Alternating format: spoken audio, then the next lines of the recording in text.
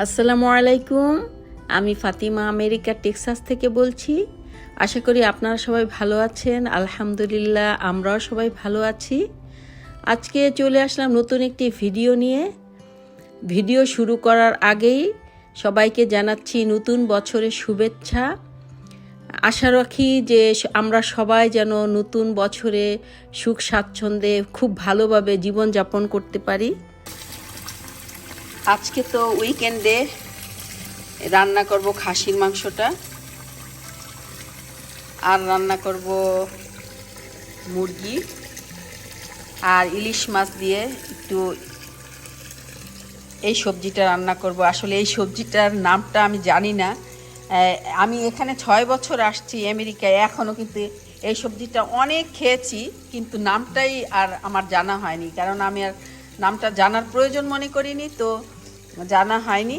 তো প্রথম যখন একদিন এক আপু আমাকে এই সবজিটা দিয়েছে ওনার গাছের, তাই আমি ভাবছি কি পেয়ারা মনে করে খুব খুশি হয়েছি যে কাজী পেয়ারা, তো খাওয়া শুরু করেছি। আমি বলি কী রে এরকম কেন? তারপরে আরে এটা তো পেয়ারা না, এটা সবজি।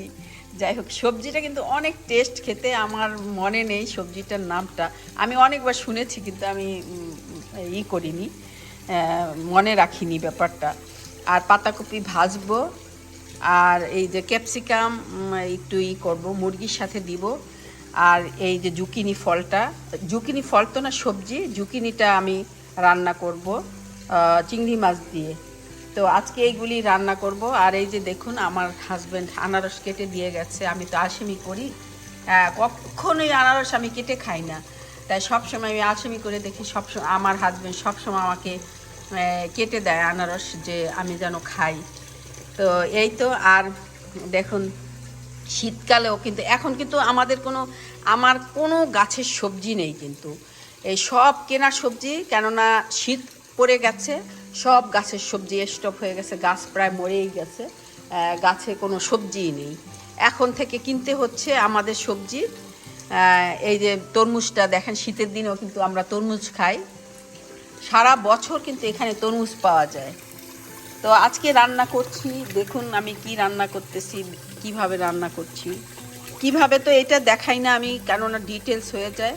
তো শুধু রান্নাটাই দেখাই যে এটা রান্না করলাম, এটা রান্না করলাম, এই আর কি। আপনাদেরকে আমি বিরক্ত করতে চাই না যে বেশিক্ষণ ভিডিও দেখানোর জন্য।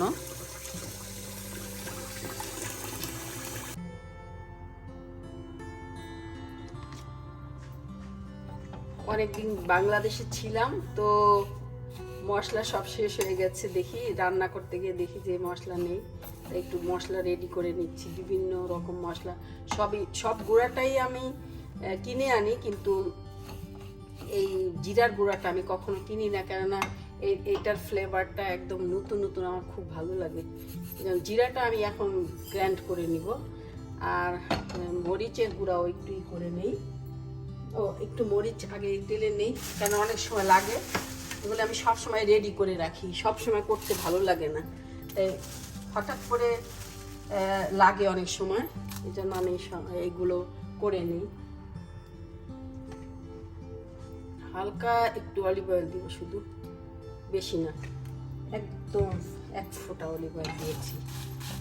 এগুলো আমি রেখে দিব শুধু করে, একটু লবণ দিয়ে রেখে দিব। এটা অনেক সময় যদি কারোর লাগে যে আমি একটু মরিচ খাবো ভাতের সাথে, তখন, তাছাড়া এটা লাগে না।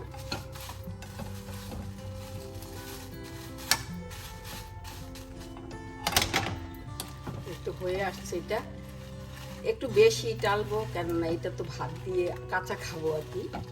অনেক সময় আর কি ভাত দিয়ে অনেকেরই রুচি হয় ডিম ভাজা দিয়ে একটু এটা দিয়ে খেতে।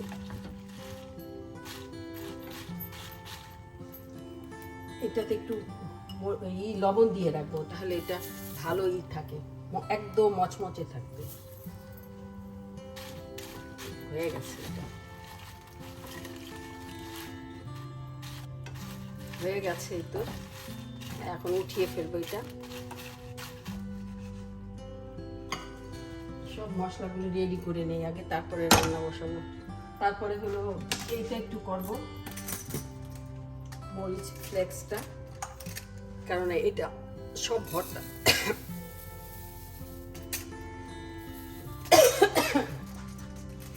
মরিচের ঝাঁজ উঠতেছে। এটা সব ভর্তার সাথে আমি ইউজ করি, মাছ ভর্তা, আলু ভর্তা, কোনো ভর্তার সাথে ইউজ করি। এই জন্য আমি এইভাবেই কিনে আনি, কারণ আস্ত মরিচটা যদি তেলে এরকম ক্র্যাশ করে তাহলে হাত জ্বলে, আমার এটা ভালো লাগে না। তার জন্য আমি সবসময় এইভাবেই কিনে আনি। এটা আমি রেডি কিনে আনি, তাতে আমার সুবিধা হয়। আর এত কাজ একা তো করা কঠিন, এই জন্য আমি এইভাবেই কিনে আনি। এটাতে আমি একটু হালকা অলিভ অয়েল দিব, তাতে মরিচের ঘ্রাণটা অনেক সুন্দর হয়। হালকা, একদমই হালকা, বেশি দেইনি।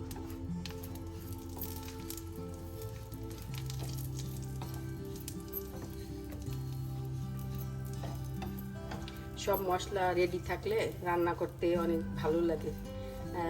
পেঁয়াজ কুচানো থাকলে তো আরো ভালো লাগে, কিন্তু পেঁয়াজ কুচানো তো বেশি সময় থাকে না, এই জন্য পেঁয়াজটা প্রতিদিনই যখনই রান্না করি তখনই কুচাতে হয়। আর একটু ব্লেন্ড করেও রেখে দিই, ওটাও আমি ইউজ করি অনেক সময়। যে এখনো কিন্তু ব্লেন্ড করা আছে, আজকে এটা আমি ইউজ করব, আমি দেখাই।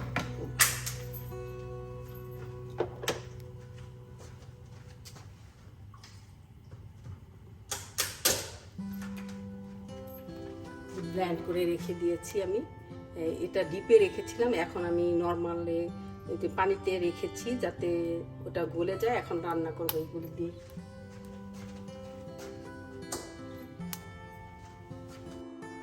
এখন জিরাগুলো গ্রাইন্ডারে গ্রাইন্ড করে নিব।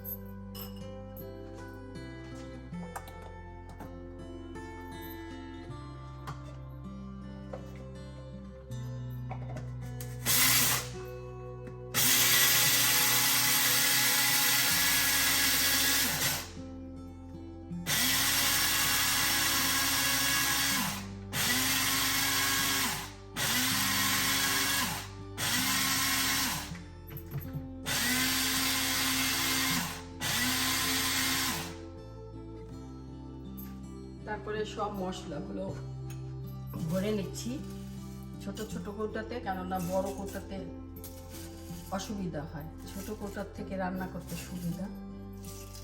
দারুচিনি ভরে নিলাম, এলাচি ভরে নিলাম, লং ভরে নিই।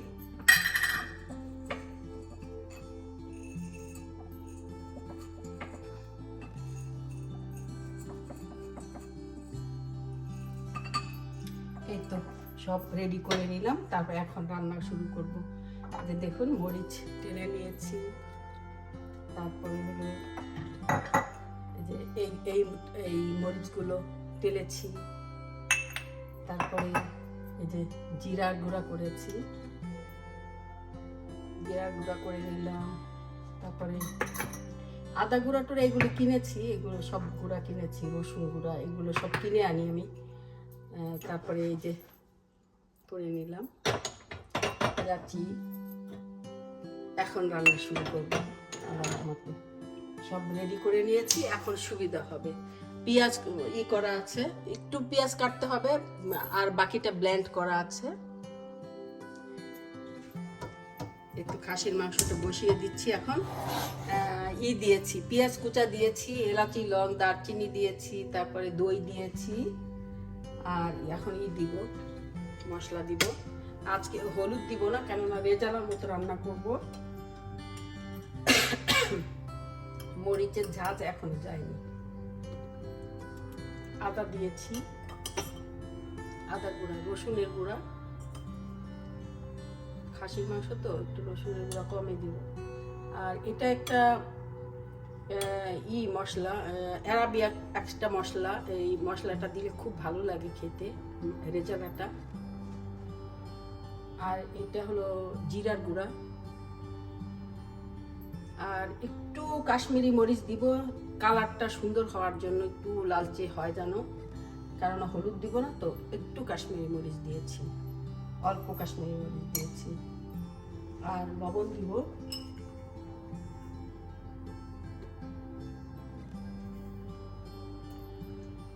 আর অলিভ অয়েল দিয়ে দিব, তেজপাতা দিব। এখানে সব বাদাম, সব রকম বাদাম, চিয়া সিড, দেখুন কত বড় রো, সব বাদাম চিয়া সিড। আমি দেখাই আপনাদেরকে।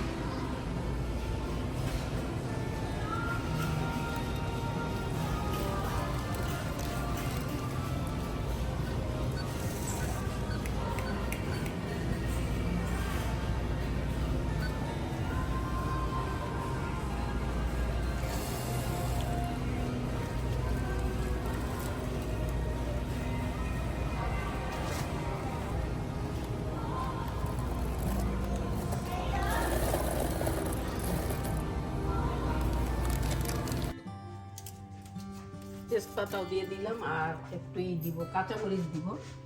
কাঁচামরিচ উঠানোর সময় বেশিটা দিব, এখন একটু দিয়ে দিব, কেননা কাঁচা মরিচের ঝালটা একটু বের হোক। এগুলি সব আমার গাছের মরিচ, দেখতে সুন্দর লাগবে। একটু লাল মরিচ পেকেছে এগুলো।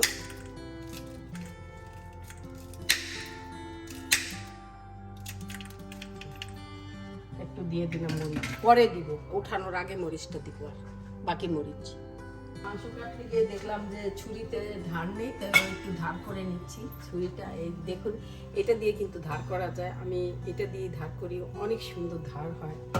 আর আমি আগে জানতাম না যে এটা দিয়ে এত সুন্দর ধার হয়, কিন্তু আমাকে আমার বোন বললো কি এরকম একটা কিনে নাও, অনেক সুন্দর হবে। কারণ আগে আমি পাথরে ঘষতাম যে ছুরি ধার করার জন্য, কিন্তু পাথরে ঘষা সারতে এই তো এই কয়েকটা করলাম, হয়ে গেল। অনেক ধার, কঠিন ধার হয়ে গেছে, এখন মানে কটকট করে কেটে যাবে। খাসির মাংসটা কষানো হয়ে গেছে, এখন এটা একটু সিদ্ধ হতে হবে।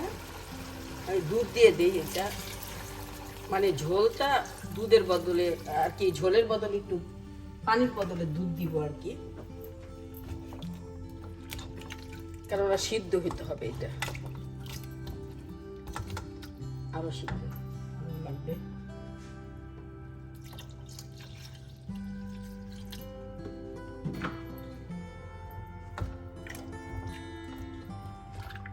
তো খাসির মাংসটা হচ্ছে, আর মুরগির মাংসটা অনেকক্ষণ ম্যারিনেট করে রেখে দিয়েছি, তো এখন দিয়ে দিব। মরিচ বেশি আবার হয়ে গেছে, ভয় পেয়েছি যে আবার তেল বেশি হয়েছে কিনা, তাহলে তো গায়ে শিখবে।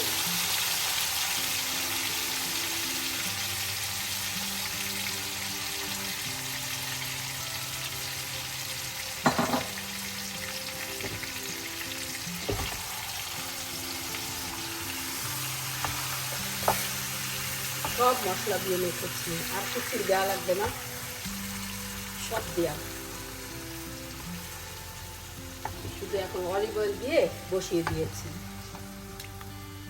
কষাবো, কষায় একটু ঝোল দিব। একদম ঝাল করে রান্না করতেছি এগুলো। আমার ছেলে খুবই পছন্দ করে এই মাংস। মাংস রান্না না করলে মনে হয় যে ওর খাওয়াই হয় না। আর মাংস আসলেও খেতে হয়, শরীরের জন্য খুবই দরকার প্রতিদিন মাংস একটু মেনুতে রাখা।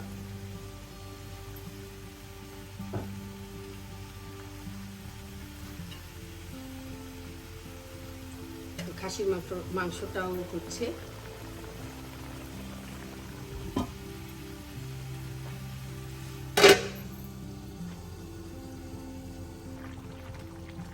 মুরগির মাংসটা প্রায় হয়ে আসছে, এখন একটু দিয়ে দিব, ক্যাপসিকাম দিয়ে দিব বিভিন্ন কালারের। এটা সবজি হিসাবে দিব আর কি। আমি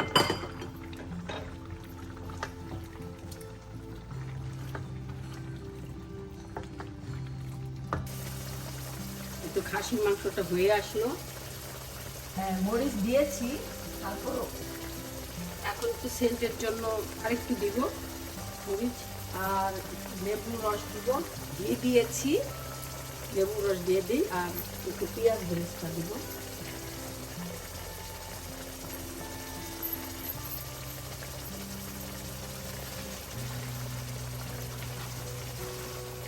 অনেক পছন্দের পেঁয়াজ বেরেস্তা আমার, বাংলাদেশ থেকে এনেছে এগুলো।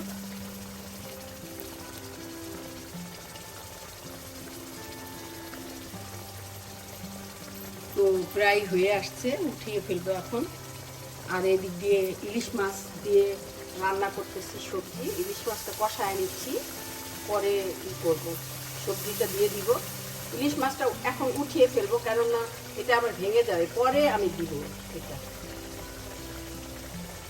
পরে সবজিটা যখন সিদ্ধ হয়ে আসবে তখন দিয়ে দিব। তরকারিটা প্রায় সিদ্ধ হয়ে আসছে, এখন আমি একটু ক্যাপসিকাম দিয়ে দিব। ক্যাপসিকামটা বেশি সিদ্ধ করব না, একটু পরেই উঠিয়ে ফেলবো। ওই জন্য তরকারির ভিতরে ক্যাপসিকাম দিলে আমার খুব ভালো লাগে, কেমন জানি ঘ্রাণটা অনেক সুন্দর হয়।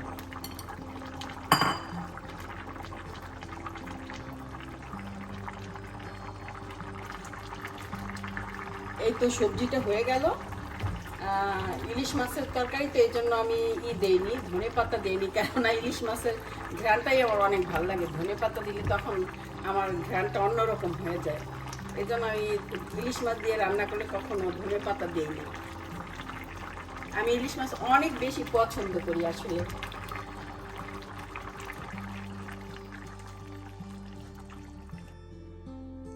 আলহামদুলিল্লাহ, রান্না করা শেষ করলাম।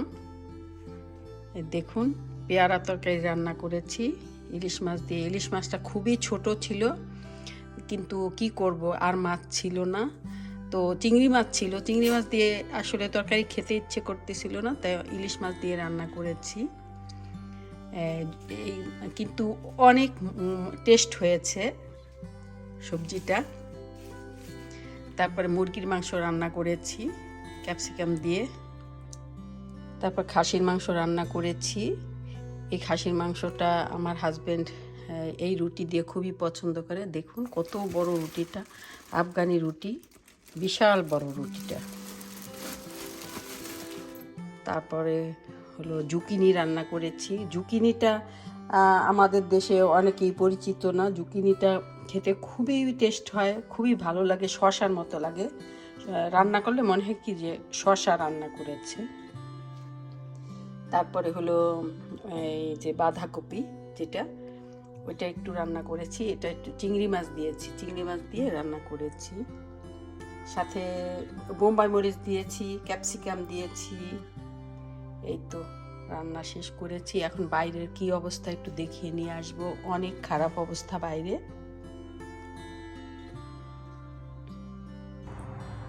রান্না বাড়া শেষ করলাম, এখন দেখাই আপনাদেরকে একটু বাইরের অবস্থাটা। আর অনেক দিন তো ছিলাম না। এই যে ফুল ফুটেছে, কিন্তু ফুল ফুটতে শুরু করেছে আরও, কিন্তু এখন তো আর থাকবে না, কেননা শীত পড়ে গেছে। আমি বাইরেটা দেখাই। এই যে কি অবস্থা আমার সবজি গাছের, একদম জরাজীর্ণ হয়ে গেছে, কেননা এখন অনেক শীত তো মরে যাবে, তো ওদের আশা ছেড়ে দিয়েছি। যাক, ওরা মরে, এখন কিছুই করার নেই। যে আমার এই গাছ কি জানো, সব গাছ মরে যাচ্ছে। এই গাছগুলো টবের গাছগুলো ঘরে নিতে হবে, গ্যারাজে নিয়ে রাখবো। আর তো একদম জরাজীর্ণ সব গাছালি নেই। এই বরবটি গাছ সব মরে গেছে, নেই, কিছুই নেই। লাউ গাছ তাও মরে গেছে। তারপরে এই যে পুঁইশাক গাছ সব জরাজীর্ণ হয়ে গেছে। এইগুলো থেকে একটু কেটে রাখা দরকার ছিল। কিভাবে যে রাখবো, এত কাজ করা যায় বলুন? অনেক কাজ, অনেক।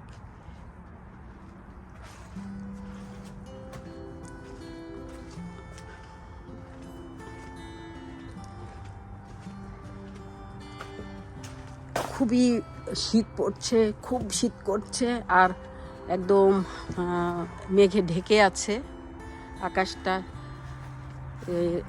ইগুলো কি মাঠের অবস্থা দেখেন কেমন, সব গাছের পাতা বাতাসে বাতাসে নিয়ে আসছে। ওই গাছের পাতাগুলো, ওই যে ওই পাশের গাছের পাতাগুলো সব এদিকে বাতাসে নিয়ে আসছে। একদম সারা উঠানটা নোংরা হয়ে গেছে, ব্যাকইয়ার্ডটা।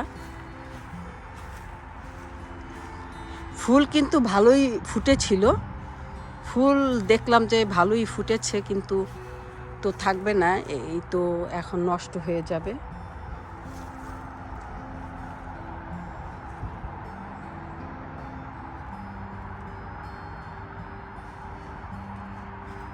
ফুল ফুটা শুরু করেছে, খুব সুন্দর করে ফুটছে, কিন্তু অনেক শীত তো, বেশি দিন থাকবে না হয়তো, বা ওদের তো আয়ু প্রায় শেষ হয়ে আসছে। শিম গাছের অবস্থা ভালো না, তারপর তো দেখতেছি যে শিম আছে, দেখা যায় এই যে শিম, ওই যে শিম, তারপরে শিম মধ্যে মধ্যে ভালোই শিম আছে দেখা যাচ্ছে। ওগুলো তুলে নিতে হবে, নয়তো বা নষ্ট হয়ে যাবে। তুলে নিতে হবে এগুলো। এই দিক দিয়ে কিন্তু ভালোই দেখা যাচ্ছে শিম।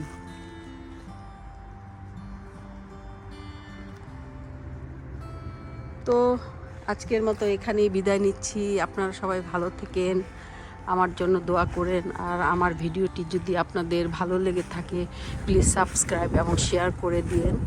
আসসালামু আলাইকুম ওয়া রাহমাতুল্লাহি ওয়া বারাকাতুহু।